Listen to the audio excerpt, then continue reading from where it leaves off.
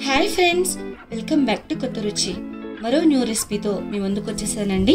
Chicken pickle, chicken ఆవకాయ అని కూడా అనుకుంటారు. చూస్తారు కదా, చాలా బాగుంటుందండి ఈ చికెన్ పికిల్. మనం నిల్వ పచ్చడి ఎలా పెట్టుకోవాలో చూద్దాము. ఇలా మనం 1 మంత్ అట్లా నిల్వ పెట్టుకోవచ్చండి, అంత బాగుంటుంది. ఫ్రిడ్జ్లో పెట్టుకున్నా లేకున్నా కూడా బాగుంటుంది అనమాట. కంటైనర్లో తీసేసుకొని మనం ప్రక్కన పెట్టుకుంటే చాలా బాగుంటుంది. మన డైనింగ్ టేబుల్ మీద చికెన్ పచ్చడి ఉంటే మొత్తం చికెన్ పచ్చడితోనే లాగించేస్తారనమాట, అంత బాగుంటుంది. చూసారు కదా, చాలా ఈజీగా టేస్టీగా మనం చికెన్ పికిల్ని ప్రిపేర్ చేసేసుకోవచ్చు అండి. మన ఇంట్లోనే మనం ప్రిపేర్ చేసేసుకోవచ్చు. చూసారు కదా, చూస్తుంటే నోరూరిపోతుంది కదండి. గుమగుమలాడే చికెన్ పికిల్ ఏ విధంగా ప్రిపేర్ చేసుకుందామో మనము చూసేద్దామండి. చాలా ఈజీగా ఉంటుందండి ప్రాసెస్. నేను 1 kg చికెన్ తీసుకున్నాను. ఆ 1 ముందుకు ఒక పాన్ తీసుకొని 7 to 8 క్లౌస్ తీసుకోవాలండి.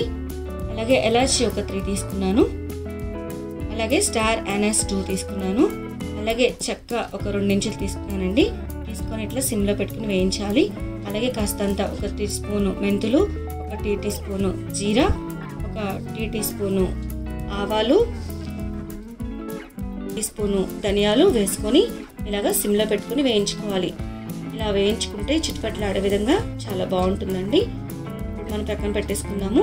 చికెన్ ఒక 1 kg తీసుకున్నానండి. చికెన్ మనం శుభ్రపరచుకొని నీట్గా క్లీన్ చేసుకున్న తర్వాత బాండీలో వేసుకొని ఆ చికెన్లో కాస్తంత టర్మరిక్ పౌడర్ 1 టీ స్పూన్ వేసుకున్నానండి. అలాగే తగినంత రాక్ సాల్ట్ వేసుకొని ఇలాగా మనం మూత పెట్టేసుకుందాము. ఇప్పుడు ఈ చికెన్ ఒక 10 to 15 minutes కుక్ కానిద్దామండి. ఎందుకంటే చికెన్లో వాటర్ అంతా ఎవాపరేట్ అయిపోయే వరకు మనం కుక్ కానివ్వాలి.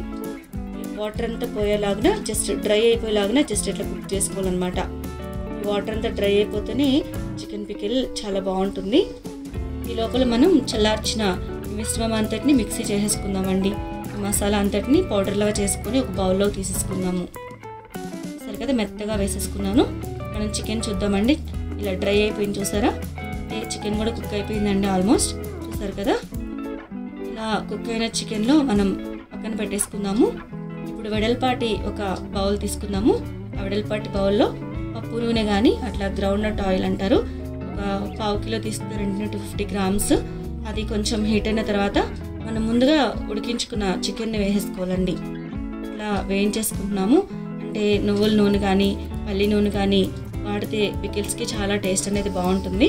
సో చాలా మంచి స్మెల్ వస్తుంది అనమాట ఆ ఆయిల్లో మనం చేసుకుంటే. ఇట్లా చికెన్ని ఇట్లా గోల్డెన్ కలర్ వచ్చేలాగా జస్ట్ ఇట్లా సిమ్లో పెట్టుకుని బాగా వేయించుకోవాలి. చూసారు కదా, ఈ లోపల మనం గార్లిక్ జింజర్ పేస్ట్ చేసుకుందామండి. జింజర్ గార్లిక్ పేస్ట్ మనం ప్రిపేర్ చేసేసుకుందాము. సరే కదా, ఈ ఆయిల్ అంతా ఇట్లా బబుల్స్ లాగా వస్తుందండి.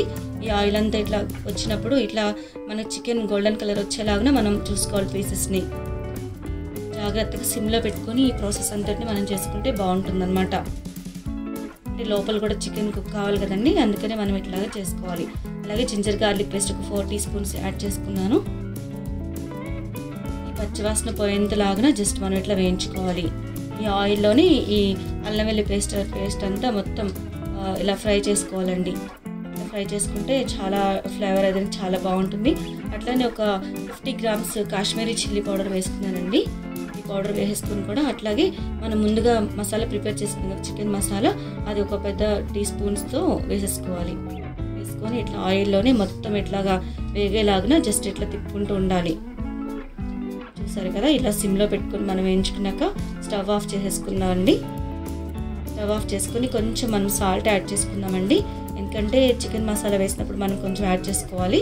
సో సరిపడినంతగా వేసుకోవాలి. ఇట్లా వేసుకొని మళ్ళీ మనం ఈ ఆయిల్ అంతటిని తిప్పుకుందాము. చూసారు కదా, చికెన్ పీసెస్ ఎట్లా ఉన్నాయో ఇట్లా మంచిగా గోల్డెన్ కలర్ వచ్చేంత వరకు మంచిగా ఇట్లా వేయిస్తే చాలా టేస్ట్ ఉంటాయి, చాలా బాగుంటాయి. చూసారు కదా ఫ్రెండ్స్, ఇట్లా చికెన్ పికిల్ని మనం చాలా ఈజీగా చాలా క్విక్గా ప్రిపేర్ చేసేసుకోవచ్చు అనమాట. చాలా బాగుంటుంది. మనం పక్కన పెట్టేసుకున్నాం. కాస్త చల్లారిన తర్వాత ఒక 4 lemons తీసుకుని ఆ జ్యూస్ని కూడా యాడ్ చేసుకున్నామండి. ఎందుకంటే చల్లారిన తర్వాతనే మనం లెమన్ జ్యూస్ యాడ్ చేసుకోవాలి, లేకుంటే కొంచెం చేదనేది వస్తుంది. సో అలా రాకుండా మనం స్టవ్ ఆఫ్ చేసుకున్న ఒక 5-10 minutesకి మనం వీటిని యాడ్ చేసుకుంటే బాగుంటుంది అనమాట. అలాగే కాస్తంత గార్లిక్ కూడా యాడ్ చేసుకున్నానండి. ఎందుకంటే ఇలా గార్లిక్ వేసుకోవడం వల్ల కూడా మనకు ఆవకాయలాగా ఇట్లా చికెన్ ముక్క నంచుకుని ఒక గార్లిక్ తింటే చాలా బాగుంటుంది అనమాట. చూసారా ఫ్రెండ్స్, ఈ ప్రాసెస్ చాలా ఈజీగా టేస్టీగా ఉంటుంది. మీ కామెంట్స్ని మాకు తెలియచేయండి. Thanks for watching. Please like, share and subscribe.